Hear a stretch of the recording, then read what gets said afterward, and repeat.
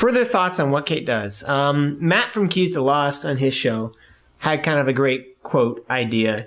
He said that LAX spoiled all of us because it kind of just poured out answers so much. And what Kate does was the creators stepping back to their original formula where they were holding the cards close to their chest. You know, they weren't going to reveal too much. And we as viewers had to once again kind of work to find out things. And maybe that difference is kind of why a lot of us immediately responded to what Kate does with some animosity. But I liked the first one better because I like not doing work. I like it when they just tell us. Well, I like his thought there. I mean, I guess it kind of makes you feel a little better. Because I think I expected to see John Locke, the smoke monster, all that stuff. And we didn't get that. So it kind of was annoying to drift back to a no answers type situation. But I like the way he rationalized that. Yeah, no, that was a very good thought. I would agree. And I better say thank you to Matt and Leslie. Matt always mentions us on his show. He plugs us, and we'll plug him. Keys to Lost. You can find it on the Lost Podcasting Network. You can find it on iTunes. Go to their website, keystolost.blogspot.com. We love Matt and Leslie, and we appreciate everything they do for us. Thank you, guys. Yeah, thank you. So I read the Doc Jensen, EW.com articles, recaps he does every week. And this week in particular, he wrote a ton on what Kate does, even though I think he kind of came out of the episode feeling the same way as most of us. Yeah.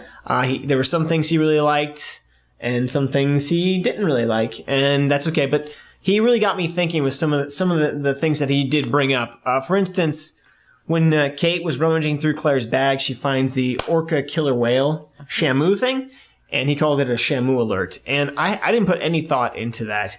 And in fact, I didn't realize till later that it was associated with, it was Aaron's toy in Something Nice Back Home, the season 4 episode. Really? Yeah. I didn't know that either. So they've used that toy before. And I thought that was really cool. Jensen also pointed out that the stuffed animal was black and white, a thematic idea that runs through Lost. So I just wanted to give a little more credit to the episode, give a little more credit to the creators. Well done. I hadn't thought of that. Oh, they probably do so many things that I don't even think of. Jensen pointed out, and I do like it after watching it again, that Jack is an improved character. I do like where they're taking him. The conversations with Dogen, his line saying, I don't even trust myself. That was good. It's a good realization for Jack, and I think he's starting to make that complete turn into what a hero really is. Well, and that's what you wanted last year. You were complaining that he just sat back and let Sawyer make all the decisions. And so now he's more in control, I guess. The creators, so they knew they were going to do that with him. And sort of... I mean, it's a bummer that they had to extend it for so long, but I think I'm going to have that completion of Jack as a hero character, which is excellent. Besides Holloway's performance, which we loved, I think the character is going to a cool place too. I mean, he's in a dark place because Juliet is dead, and he's suffering because of that, and I kind of like that suffering. I think it's interesting as a character, and where he's going to take it. I mean, he's done with his life, he thinks. He's got nothing to live for. He lost Juliet. He's mad. He's going to go, he's going to live on that island and just live in those barracks the rest of his life? What's going to happen? What's going to happen if he meets the Man in Black? I'm intrigued to see that conversation, how the Man in Black tries to play him, and how Sawyer is going to respond to him at this time. He really has nothing to fight for. So what's he going to say? What's that conversation going to be like? I'm intrigued. I can't wait to see that happen. He might just join his side. He doesn't care. You're right. Who knows? Who knows where this character's going? Right. That's cool. True. I think Matt and everyone in the initial reaction kind of discussed this as well, that what Kate does confirms that all these characters are destined to know one another. Because of this parallel timeline, you see that Claire and Kate do run into each other again. It's going to happen. These people are destined to have their lives intertwined with one another. And that's cool. I think then that does kind of show that this parallel timeline is going to be important to the show. It's going to end up connecting.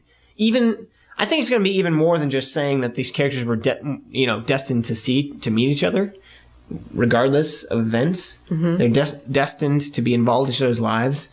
I think it does kind of show that no matter what, in the end, this parallel timeline is going to be essential to the story that is Lost.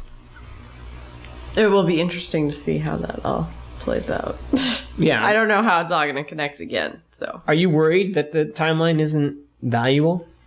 It's just a gimmick? No, I'm not worried about that. Oh. I know that they have an idea of what they're going to do, but I just don't know how they're going to do it. Cara has far more faith. She's good.